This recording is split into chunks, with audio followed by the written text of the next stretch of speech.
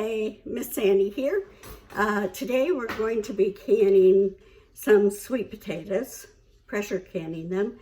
It's more of a basics of pressure canning video for my son, John, but I'll take you all along with us. I'm just getting ready, so I'm getting my stuff together. Now, sweet potatoes, pumpkins, winter squash, like butternut squash and stuff. Same times, pretty much the same method. I'm going to use sweet potatoes because that's what I have right now. John is getting ready to can a bunch of, I can't even pronounce it right, but it's a squash that he's grown. And if I get a chance, I'll put a link to the type of squash it is, and he grew them in Florida, and he's very proud of them. They look very nice, and they're similar to a pumpkin. So he's going to can those, and I'm going to give him the basics on pressure canning, and we're going to take you along for the journey. So the first thing you need to do is get all of your supplies ready. So I've washed out my canner, and I have it here kind of draining. I have my ladle, which I won't be using today because I'll show you how I do it. It's a little different. I use my tea kettle to fill them with water, but you can use a pot to boil it or whatever. So your ladle for that. This is my debubbler. It's a plastic knife, or I use a plastic or wooden spoon, the handle end of it. I'll put a link I'll put a picture, I should say, right here of what a debubbler that you would get in a canning kit, I can't talk today, looks like, so that you know what a debubbler is. And I'll talk a little more about that when it's time to debubble. But basically, on one side it has a measuring thing, so you know how much head space you have. And on the other, you just turn it over to debubble with it. And I'll explain what debubbling is if you don't already know. Some of you have been canning for a while and already know that. And you're just looking around to see what other canners do. So either way, so you've got those. You need your jar lifter. You can use tongs, but these are a lifesaver. And there's many different kinds, and some are a lot more fancy than mine, but they just really help out. And then, of course, you'll need to have your jars ready. Now, let me see if I can turn this down without having everything fall apart. Here are my jars. I just bought new jars for this. I'm not using wide mouth. I save my wide mouth for my meat and things like that I want to be able to get out whole without having any issues with it. So these are just regular mouth pint jars. John is going to be using quarts because he has quite a bit to do, and quarts is what he has right now. So now what I do when I buy a new box of jars is I take my scissors, and I've already done it, but basically I take it and I just run the scissors about right there. Now, I got this idea from Cat's Cradle. She's on YouTube, and she has a lot of wonderful videos.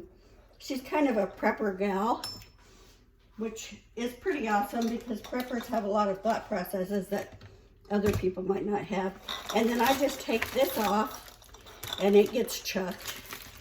And then what I'll do is, after I have filled these jars, I now have a box to take them to the basement or the pantry or whatever. And also, it kind of keeps them, if something were to happen and one of them were to break, or God forbid a seal were to break, or be a false seal, or any number of things. It's contained in this box and not all over my shelves because I left the plastic on the bottom of this box. So unless you leave it for months and months, it's going to protect everything else. So good idea, Cat's Cradle. Love you for it. And so those are some of the first things I do. Then I'm going to take all of my rings off. Now, some people say wash your rings. I don't wash my rings. My rings, unless they get gunk on them, my rings are not going to touch the product. They're not going to touch inside the jar. Oh, laws, I found one I can't get open. Try the other hand. Sometimes that works. There we go. They are not going to touch the inside of the jars. And I'm going to take them off once I get my product ready to put on the shelves. So unless they're dirty, first time use, I don't wash them. Now I'm going to take all my lids, and I may have to get my little doober out because they're a little hard for me to get off sometimes. Where is the little doober? And my door won't open because she put it up too high. All right, there we go. Well, gee whiz. All right, I'm off to find my little doober. In the meantime, I'll put, let's see, I'll put the picture of the debubbler that you get. You can go buy one at the store, but usually you have to buy the whole kit to get them. And the kit's, I don't know, maybe 10 bucks. And it has all of the stuff in it except the ladle. But, oh, and that's the other thing. I'm glad I thought of that because that's also in the kit. I will need a funnel. I keep about 5 of these on hand because I use them when I'm putting my dehydrated stuff in jars. And maybe I'm having a long canning session and I don't want to have to wash one up. I just pull another out. So I'll put that picture in here, and then I'll find my little doober to open my lids, and we'll keep going. Debubbler. This is John's Calabaza squash. Isn't it beautiful? Ha! It was conveniently hiding in my drawer. This is what I'm talking about. They're kind of hard to find now, but you can get them on eBay and places. I don't think they even make them anymore, but they might start to because a lot of canners are coming keen on them. And they do a lot of different things, like this end will open bottles and all kinds of stuff like that. I don't ever use it, but what I like about it is I can pop the lid off without bending or misshaping the lid. Okay, so I'm going to get all my lids and my jars in hot soapy water. Now, hot soapy water that you have not washed dishes in or used to wipe off counters or anything. You want it to be brand new, clean, hot soapy water. The reason behind that is that you don't want bits of food particles down in this jar. Now, some people put them in their dishwasher and sterilize them. I rarely do that because I'm going to use only top shelf for that. I don't want anything else that has had food on it that where I might not have wiped it all off in there. I just want it to be the jars. But also when you're pressure canning, there's no need now. And this is a government finding. I don't know if they're FDA or USDA or PPW. I don't know what they're called, but they have said that in pressure canning, you do no longer have to sterilize your lids or your jars. You do not have to keep your lids in hot water. Now, there are people that swear by it. Oh, you got to have the seal loosened up or whatever. I have found that putting a clean lid on a jar and pressure canning it seals perfectly without sitting in hot water to get the wax that's on the bottom of the lid soft, because your canner is going to be coming up to heat before it even builds pressure. That's going to warm those lids up. So why am I going to waste a step, waste water to keep them warm in, and waste my time and energy to do something that I no longer need to do? Now, I've been canning like this for 3 or 4 years without heating the lids, and it's working fine. And as I will say again, none of us have got sick and none of us have died, so I guess it works. All right. I have had in the past 5 years probably 4 jars that I went down and found had not sealed properly, 2 of which were tattlers. So that being said, I think this process works and I think you can rely on it. Now I'm going to wash these in the hot soapy water, rinse them well, and put them on a tea towel over by the canner, and then we'll go from there. So happy sudsing. And on my last couple of jars, really this whole process took me, I don't know, 5 minutes. Now I usually check to make sure there's no broken glass or anything in them. And then I'm going to check all my rims to make sure there are no cracks or chips out of them. And see, really, it's not a matter of scrubbing anything. It's just making sure it's got no residue or anything on it. So these have all been in the bottom of my water, switching around while I did everything else. I'm making sure to rinse each one.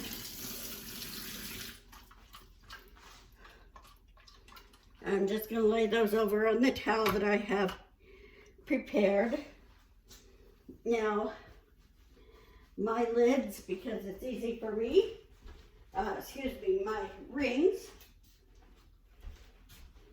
I just get my handy dandy paper towel holder and throw them all on it so they're not running around all over the counter.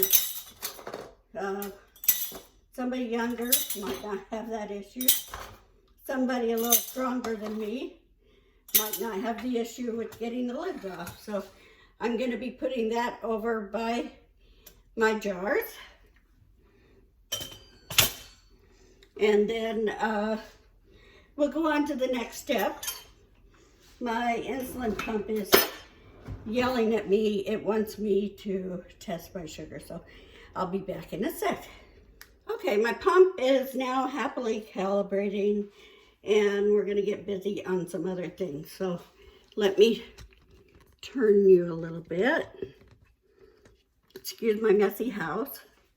I didn't have time to clean it, so the table is messy and the counters are messy. Messy, messy, messy. But I now have my canner. I washed it out and I'm getting ready to move it over here. Here's my sweet potatoes. I'm going to take my lid. Now mine has the thing in the middle with the weight. So I'm just going to look through the hole that is right there. And you should be able to see light through it pretty good. And then you check everything else to make sure that they pop up like this pops up from the inside, you can tell. Take your gasket out. You go around it. Now I see here that when I washed out that, I did not get a little gunk from the last time. So I'm going to wash this in the soapy water and give it a minute to dry. I'm going to check around in the inside of the rim to make sure there's nothing in there, and give it a wipe around with a damp cloth to make sure that it's in working order. Now, but on your canner, the little dial that it has there on the T-fal 22 quart, that dial does pull up like a weight. So it might feel like it shouldn't, but there's a place where you can pull it up. Just pull that up and then you can look through and make sure it's clean and ready to go, okay? Then you put that back on. Now, I'm going to wash that off I did, in addition to my jars and lids, wash the funnel and my very fancy debubbler. And I'm gonna get ready once I have this canner, have that done. Then I'm going to be back and put the water in and we will get started. Now that's been washed and rinsed and I'm just gonna put it back in. It just slips in. There are little metal tabs all the way around this. If you can see one here. Now that's what causes, you know, you seat it in a certain place on the canner and then it sets in and you turn it to lock it. Those also, that holds the pressure, the lid on when it's at pressure, and it also keeps that ring in place. So now,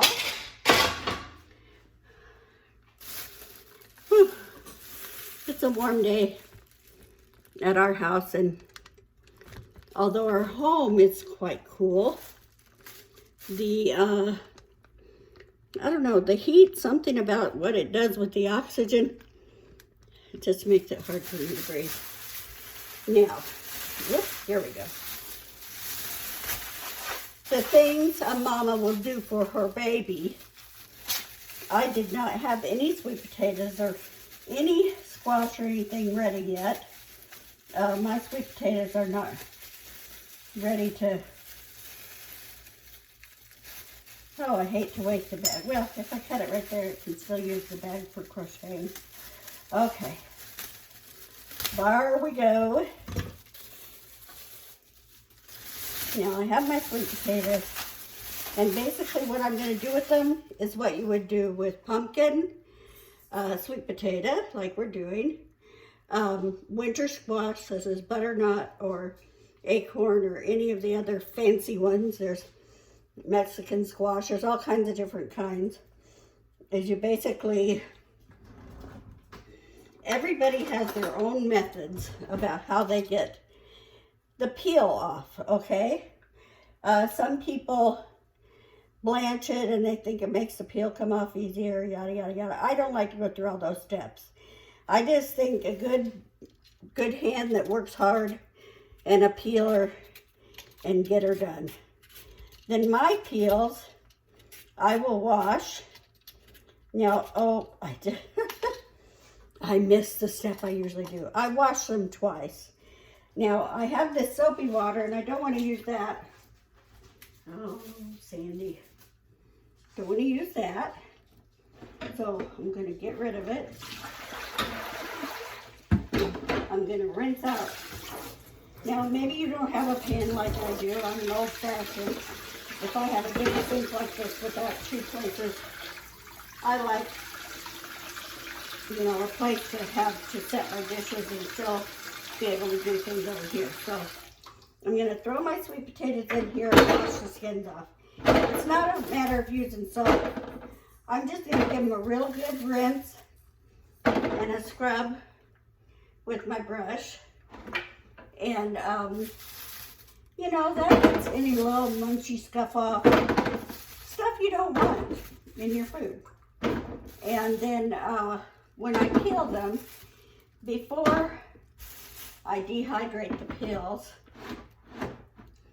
I will wash them once again, just for a good overall thing. And that's why I keep the bag to put all the peels in. And as I go, I'll take the little gunky parts like this, and those get chucked in the compost or whatever.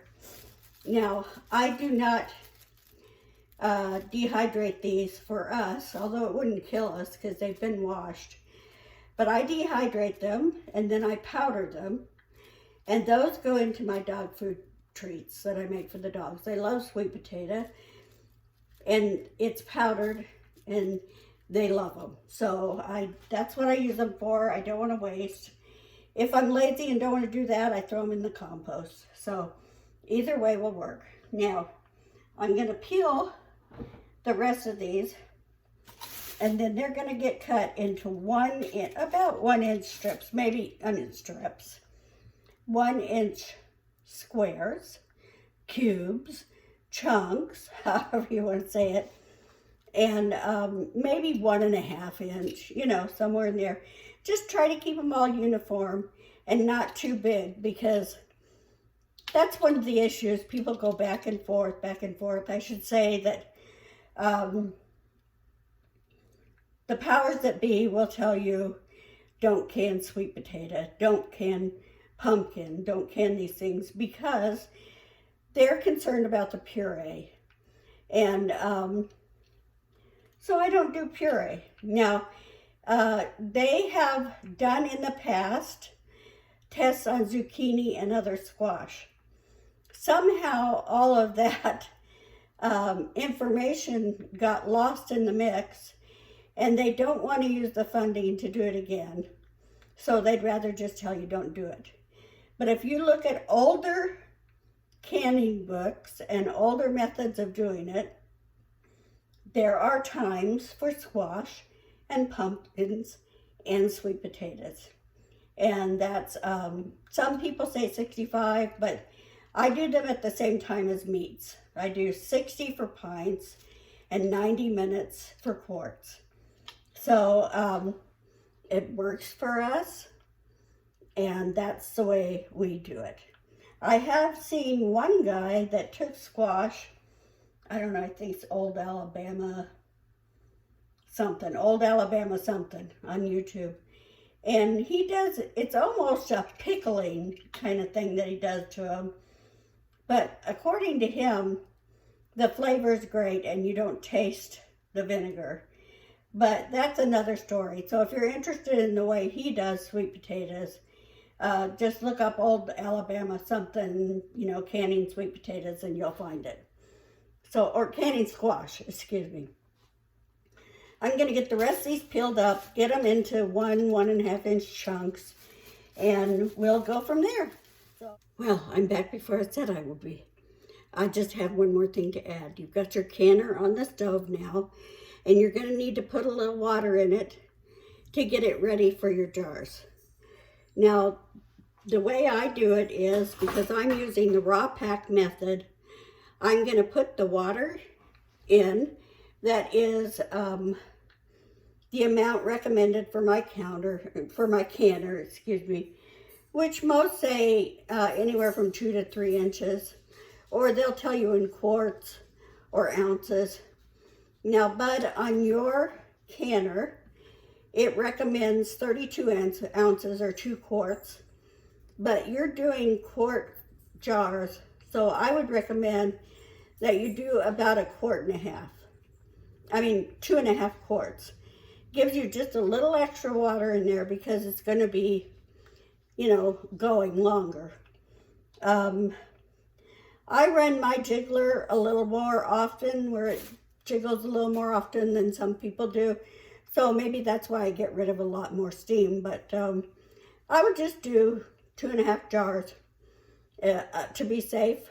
And it's better safe than sorry. Because the one thing you don't want is for your canner to run out of liquid and, you know, go dry and burn. Because it will be a world of hurt. It'll buckle and your canner will no longer be viable. At least that's what I've seen happen many, many times. So it would be a crapshoot, in my opinion. Okay, Bud, so now you want to get the water on and put your heat on low, because you're not trying to get it boiling, because we're doing the raw pack method. So it's not going to be hot jars, hot liquid, hot product, and then a hot canner. I just want my canner water to be as warm, the same temperature as the boiling water that I'm going to pour in over the squash. Now, when you pour that boiling water in over the squash is going to cool it down. So if you've got this warm where it's almost simmering, then it should be ready for those jars, which are going to have hot water in them, but the product will still be cool. So I put the amount of water that is needed in there, which, bud, for your canner, it would be 2.5 quarts, which is one of your jars. Just fill it up 2.5 times. Pour it in there. Put the lid on. It doesn't have to be snug, and you don't have to tighten it. You just kind of put it over it. And then turn it on low so it's heating that water up. Then you go ahead and start peeling and getting all of your squash ready for the jars. So now I'm going to go finish this, and I'll be back. Quick little insert here. Don't forget to put a couple of glugs of vinegar in your canner in that water so that your jars will not be cloudy with all the residue from minerals and things in your water. So, okie dokie. Thought I'd let you see me cut one sweet potato.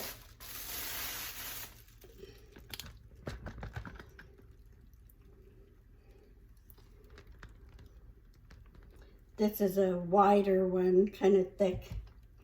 So I'm going to give it, and it gives me an old, don't have a lot of strength. I'm going to do 3 this way, and then sometimes I stack them, sometimes I don't. 3 this way. See, 1, 2, 3. And then 1-inch chunks. Okay, here's another one. I don't want to insult anybody's intelligence, but this is how I do it. So I figured I'd show you. Okay, some of them may be a little smaller, and those may be cooked a little more, you know, in your pan, but these are pretty nice sweet potatoes. I got them down at the our local vegetable stand down around the corner, and they were in good shape. I think they just came out of some fields further south, maybe southern Georgia. I think he gets a lot of his stuff from there, and they're in pretty good shape. So I'm going on and getting it done. One more mama tidbit. If you're doing squash or pumpkins, of course, you would wash the pumpkins or squash like I did the sweet potatoes. You'd probably cut them in half, at least I would cut them in half. Get all the seeds out, scrape it out with a spoon, make sure it's nice and clean inside. And then I would cut it into sections and peel it. You know, you might find other ways that work better for you, but that's just basically how I would do it. I'd cut it into sections, peel it, and then cut it into the chunks. So I have the sweet potatoes right here, all cut up. And as you can see, they're about 1 inch. Some, I must admit, are about 1.5 inches, but they'll be fine. Now, I've, of course, am washing my hands over and over again through this whole process. If I have to go do something else, I come back and I wash my hands again. That's just the whole semantics of it. I don't want any of my oils from my skin or anything to get in my product. So I'm definitely going to be doing that. I'm going to get them in the jars. Now, your funnel is not as big of a deal with something like this because it's not like sticky or greasy or anything like that, but it does help you get them in the jars a little easier, a little quicker. So I'm going to turn the camera around so that I can get you over here where my jars are. And now I don't know if you hear it in the background or not. I'm not sure what people hear and don't hear, but my tea kettle is busy getting some water to boiling, and that is how I fill my jars. I get filtered water from my refrigerator. Some people say that you must do filtered water. Well, people have been doing unfiltered water for generations, and it's been fine. So, but I do the filtered water. So, then I'm going to get that boiling, and we're going to go from there. If you don't have a tea kettle, that you want to use, now's the time to get a nice clean pot and put it on your stove and get some water up to boiling. Now this is what they call the raw pack or the cold pack method, and you're going to be putting your product cold and raw in your jars, and then you're going to be putting hot water over, boiling water over them and putting them into your canner. And that's why at this time you should have your canner kind of slowly warming up. Some people don't do that because they consider raw pack or cold pack. Well, I guess it's technically cold pack if you're using cold water, and then you would start from cold. But I don't want to shock my jars. They have boiling water being poured into them. Now, the product is cool, so it's going to bring that temperature down a bit, but I still want them to be pretty close in temperature when I put them into the pot. So that's why I do that. So it's just the simplest process on the planet. You just grab your, and you start throwing it in.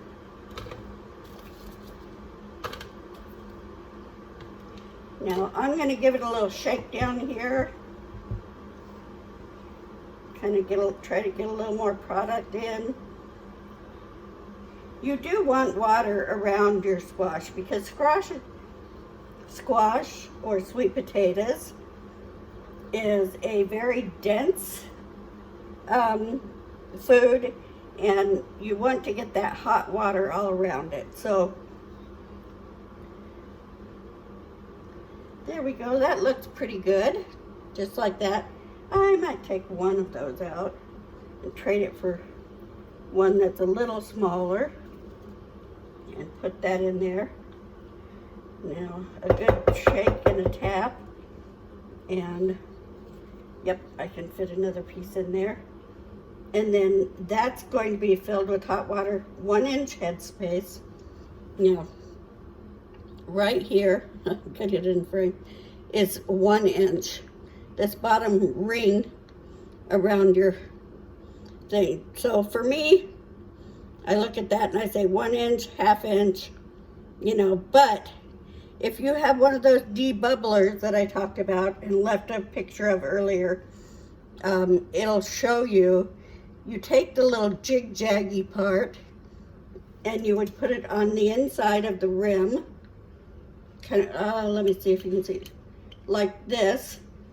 And so if it's one little square, it's a 1/4 inch. 2 little squares is a ½ inch. All the way up is 1 inch. So that's how you know. After I get the hot water in them, I will come back and we will debubble. So I'm just going to get all these done. I'm going to pour that hot water in. Now, if you're not using the tea kettle, you'll want some kind of good scoop. You can use your soup ladle or whatever, however you choose to do it.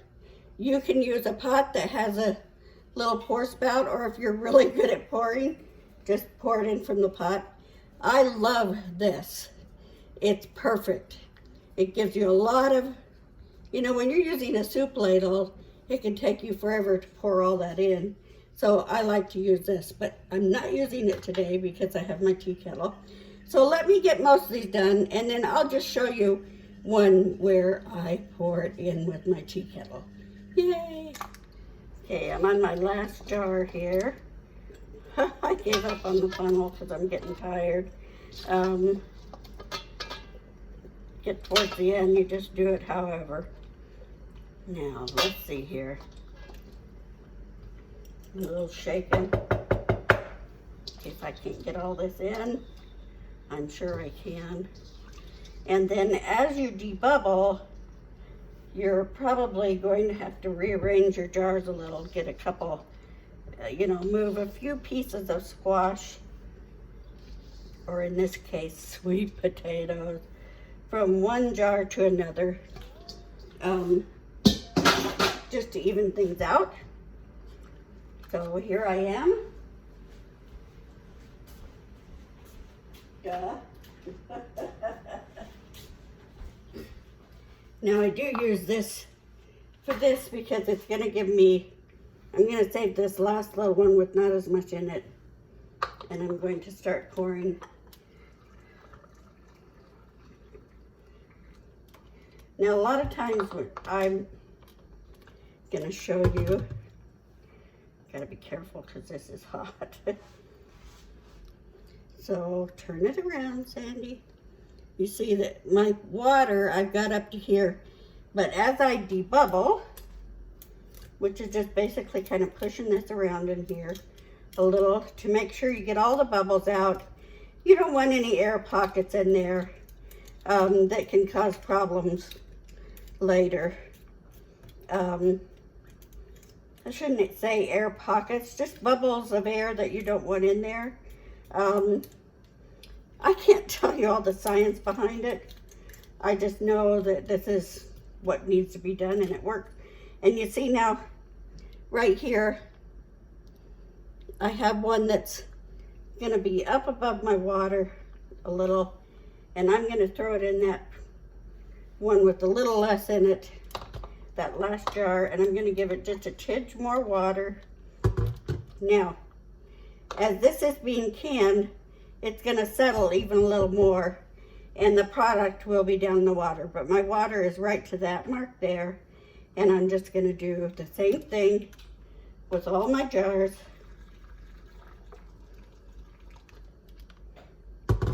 One-inch headspace. Put my little debubble tool in there. Some people call it a bubble popper. I don't know. There's all kinds of, the little doodad, dealy bop, thingamajig. But anyway, this is what it's for. And then you're gonna want sure your product's down in there good. And that can use just a tinge more water. And that one is ready to go. And I'm going to do one more for you here. Using the funnel in this situation just gives me a bigger target to hit. Okay, so debubble.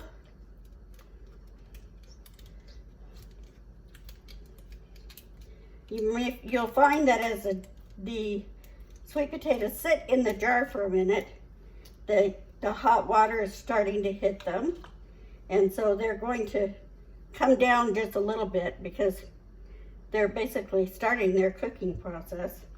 So the sooner you can get all this done, the better. I never even looked at the thing to see if you could see what I was doing. Smart, Sandy. Okay. And down goes the debubbler.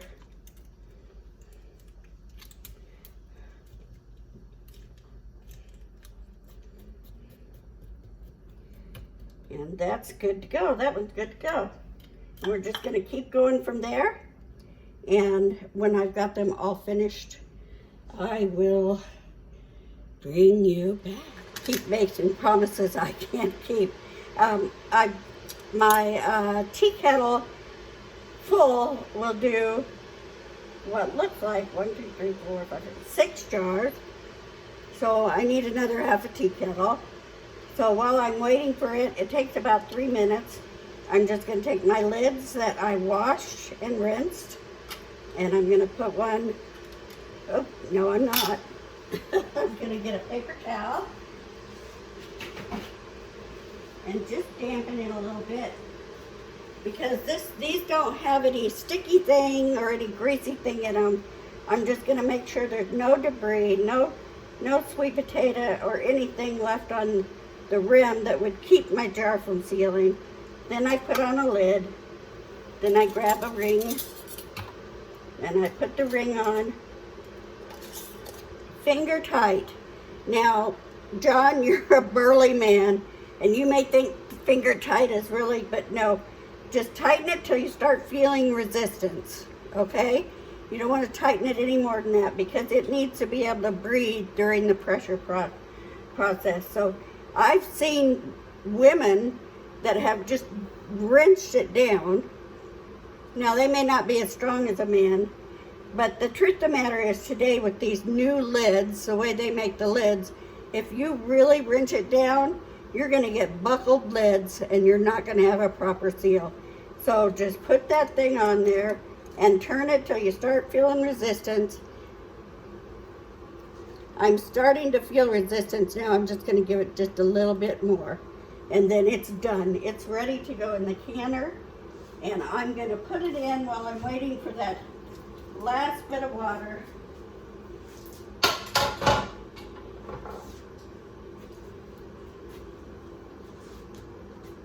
Now, I see a lot of people that just grab their jars.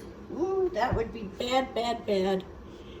Because I did not put in this that you need in the bottom. Your jars cannot touch the bottom of your pan. They will break. It will be a terrible thing. So you put your little thing in, and then I lay them down in like this. Now, I've seen people pick them up and put them right in the canner.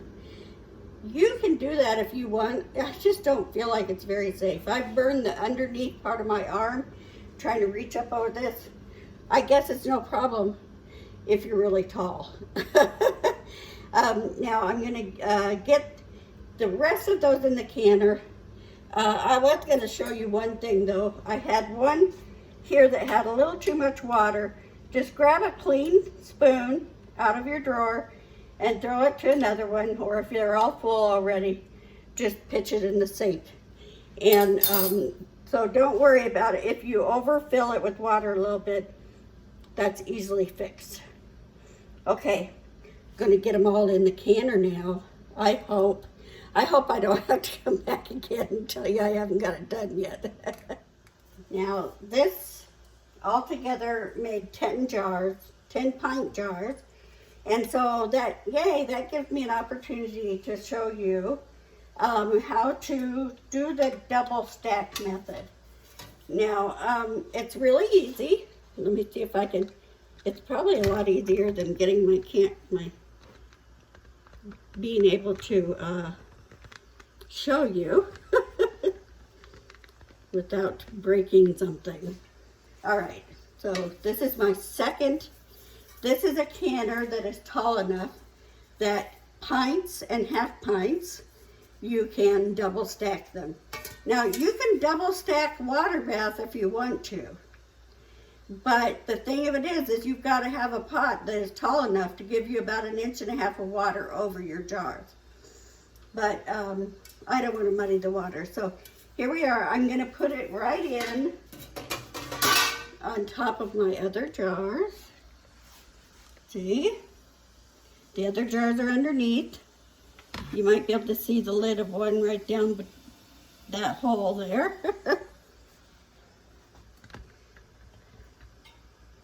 And then I'm just going to take my other 2 jars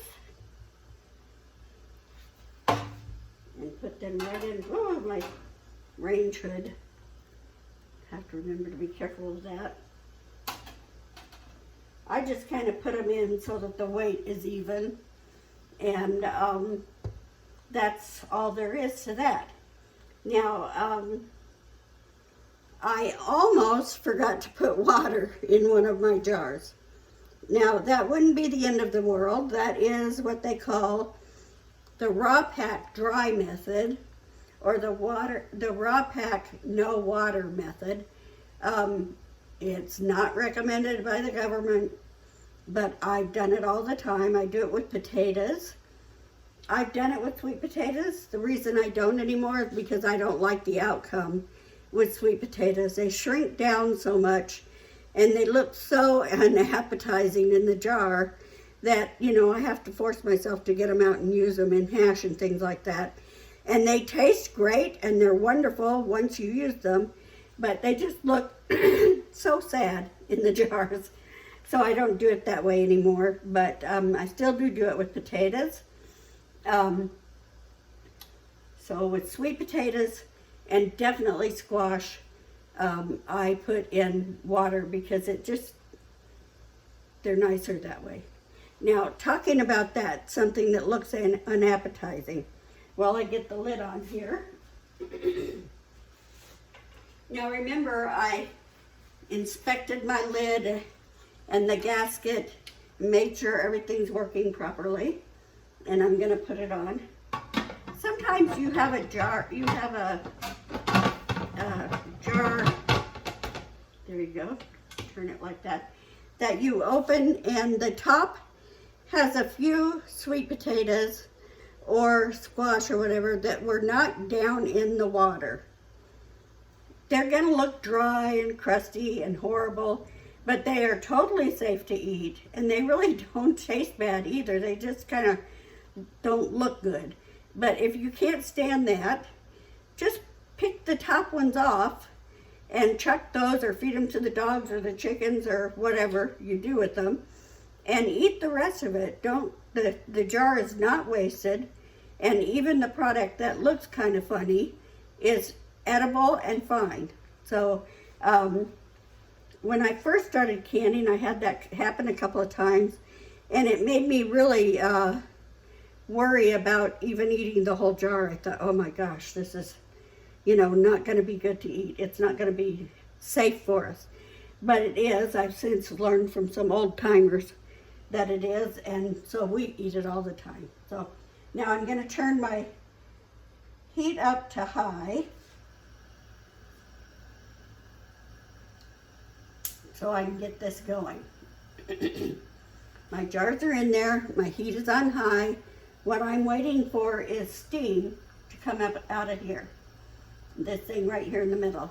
Now, John, on yours, the steam is going to come out where the little dial is for your pressure. Now, the way it works here is, this for me is the steaming part. I don't have my weight on it yet.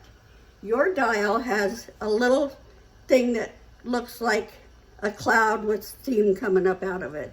That's where you want it. That's the steam setting.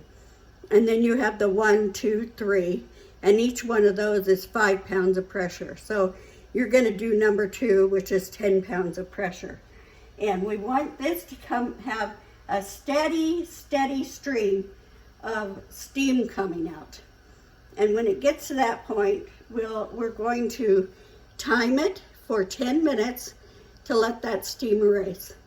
I cannot for the life of me tell you all of the science behind why you have to do that, but it has to do with something with bringing the pressure up right. You've got to get some of that air out of there so that then when you put your weight on, the steam that's in there will build up and push that pressure into that food and make it safe for you to eat.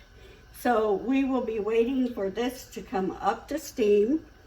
An analogy for some of you that have Instant Pots, on the type of dial that John has on his T-fal 22 quart, the steam setting is similar to like what you have on the Instant Pot. Now, on the Instant Pot, I don't know if you want to look at me or not, but oh well. On the Instant Pot, you have your steam, and then you turn the dial to pressure. And so that's basically what it is. It's letting steam out. So if you were just cooking something in there and you didn't want it to pressurize, you'd leave it on steam. And that's what you turn it to steam to release the pressure also. Now, when you are pressure canning, you do not want to do what Instant Pot calls a early release or a easy release, or I can't remember what their wording is, but quick release of pressure. You need to let it come down naturally. So we'll get to that after the time has been the stuff has been processed. We'll talk about that. But basically, so right now you have it on steam. You're building up the boiling and steam in the pot, and then we're going to vent that steam right out of this thing for 10 minutes. It should not take too long to come up to that point where the steam is really high. because I've already been heating up the water in the bottom of the pan. So I'm going to let you go till it gets to that point, and we'll come back and I'll show you the lovely steam coming up out of the canner. Sometimes you can see it, sometimes you can't. Well, you know, it's a crapshoot. We'll see. Okay. All right. We'll be back in a minute or two. Addition number 2. Okay. I was supposed to show you the steady stream of steam, and I guess I just lost that footage, or I may have not pressed record. I know that happened on another part of this video. So anyway, when you get a steady stream coming up, you let it go for 10 minutes. You time 10 minutes, then you put the jiggler on, the weight on, whatever you want to call it, and you wait for it to start jiggling, okay? Once it starts jiggling, then you'll see later in the video that you can adjust it a little bit. You're turning your heat up and down till you get the jiggling that's right for you, and I'll talk about that a little bit there. And then when it gets to the part where I'm showing you actually jiggling, it's already been going for a while, because I lost part of it because I'm not very tech savvy, so bear with me. Enjoy the rest of the video. Okay, here it is. It's been jiggling. I forgot to turn the camera on. I've got my timer going at 60 minutes, and I've worked with it here on my stove to bring the temp down. After you bring it up to pressure, you don't have to have it on super high anymore. You want to bring it down just to where you feel comfortable with how it's jiggling. Now, there are many people that tell you it must only jiggle 2 to 3 times a minute.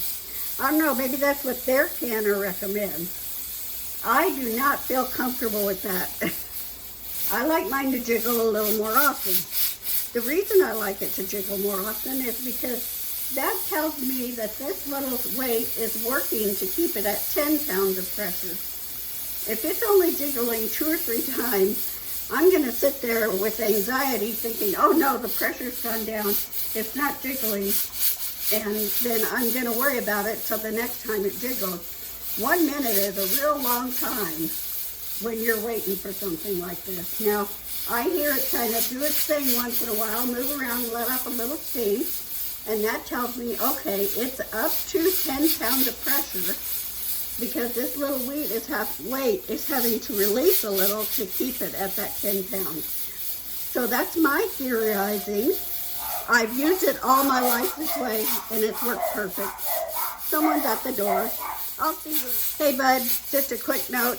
I found a little information on the pressure canner after you bring it up to steam and you vent for 10 minutes, and when you turn it to the number 2, you should be able to wait about 5 minutes and then start your timer.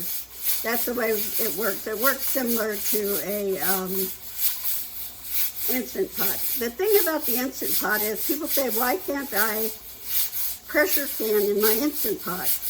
Well, you can steam can in your Instant Pot, like if you're doing things that you would steam or water bath, but the pressure is not regulated in the same way as a pressure canner that is specifically made for that. And it's not, what's the word I want to use? Well, the pressure doesn't stay the same. Like it'll go up a little bit, down a little bit. It's not as well regulated, and that's why Instant Pots are not recommended for using with pressure canning, because you can't guarantee that your food has had the same amount of PSI for the entire time it was processed. So if that was somebody's question, there's your answer. My timer just went off. I'm going to I turned it down on my stove here. I hope you can see. And now I'm going to let the pressure come down naturally. We don't want to touch this. You don't even want to jiggle a little bit to see if the pressure's coming. There are other ways to find that the pressure has gone down. Now on the T-fal bud, when your gauge says 0, then you know your pressure is down. After it says 0, I'd give it another 2-3 minutes, and then you put it on steam, and that will release, there shouldn't be any more pressure, but that would release any additional pressure. And then you can open it. With this, you wait till the pressure's totally gone down, and on every canner it's different, but somewhere there's something that's going to show you that your pressure is all the way down. For instance, on mine there's this little red button that pushes up. Each one is different, and you can find out in your pressure canner's manual. If you do not have your pressure canner manual, there are plenty of places to get a manual. You can go to the website of the manufacturer. If you're not sure of the manufacturer, then it's just going to have to be one of those things where you wait quite a while, make sure it's totally down, and go from there. Now when the pressure is all the way down on this and my little red button is pushed in, then I can safely take this off, and then I'm going to be able to open it up and get my jars out. I usually take this off and let it set another minute or two, and then we'll get the lid off. Howdy, howdy, here we are. My little red button is down. That means my pressure is down. Okay, one thing I want to say real quick. You don't want to speed this up trying to get it to cool down by blowing a fan on it. You don't want to put cool water over it or wrap a cool towel around it or anything like that. Now, when people cook in a pressure cooker, a lot of times they'll put it under cool water to bring the steam down faster, or like on an Instant Pot, you push the release so that the steam goes down faster instead of naturally. You're dealing with glass jars that are under high pressure in a little container. You cannot cool it down that way. You'll end up with broken jars. I may have said that already, but I'm reiterating it. Okay, now my pressure's down. Taking my thing off. I actually let it set a few extra minutes. I was yakking with the hubby, and so I'm going to go ahead and open it. You turn, and I always turn it away from me. Probably seen it in 100 videos, to just keep the steam from coming up in your face and possibly burning you or making you not a happy camper. So here is the first jar of my sweet potatoes. There you go. Now they should start pinging here pretty quick, or popping, or whatever you want to call it. Gotta get it. I need my dad to invent me a little doober to help me get that out of there without burning myself. He likes to do things like that, so, and he's a pretty good inventor. All right, here we go. He's 93 and he's bored to death, so that'll give him something to do. All right, here we go. Coming out. It's okay if you see water on the bottom like that. No big deal. Don't be shaking these around. Don't be tilting them all over the place. Just bring them out. If there's a little water on top, it will evaporate. If it hasn't evaporated, then just let it dry the way it is. And you might take a paper towel with a little bit of vinegar after they are totally cooled. You're going to let these sit on your counter untouched for at least 12, if not 24 hours. I must say that I got so much going on in the house and so many things going on that many days it's around 12 to 14 hours, like an overnight thing, because I need the counter space. And then I will also say that there are other days when I do absolutely nothing and it sits on the counter for 3 days. So either way, but you need to give them at least 12 hours of sitting untouched, unbothered. A lot of people will put another tea towel over the top of them. I don't do that because we don't have a huge traffic situation going on here, so there's not a lot of breeze and such, but they will sit. They will eventually, as they cool, when they cool, bring that pressure down in the jar, causes the vacuum that causes the seal to pull down and set. And then tomorrow I will look at them. Any of them that did not seal will immediately go into the fridge, and we will have sweet potato pie or something like that in the next few days. They will pop, then I will take them and I will wipe them down. I usually, when they're all cool and all sealed tomorrow, I will just put them in that same little wash basin and a little bit of sudsy water and wash them off all around, and then rinse them, set them out on the counter. I will then dry off the lids, take the rings off, or in the other order, take the rings off and then dry the lids. And then I will take a indelible marker, such as a Sharpie. Oh, my Sharpie's not in this drawer. Here it is. And I will write on them what it is and the date that I canned it. And that confuses some people because they think that's the expiration date. It's the date you canned it. If you think people are going to misunderstand that, you know, you're going to give it to someone or something, just write on it, date canned or something like that. Because really, this home canned stuff is good on the shelf for years and years and years, as well as even the tin cans that you buy from the store, which aren't tin anymore, but those are good for many more years than the expiration date.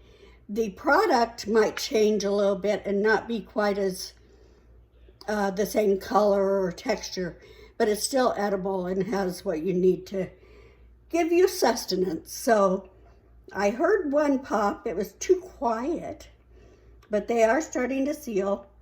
And so that, my dears, is how you can sweet potatoes. Same process for winter squash, such as pumpkin or acorn squash or butternut squash or any of those kind of squashes. And that is how you do it. Some people do puree it and can it, and there you can find ways, places where it will tell you how to do that on the internet. It's a canning rebel thing, and I am a canning rebel about a lot of things.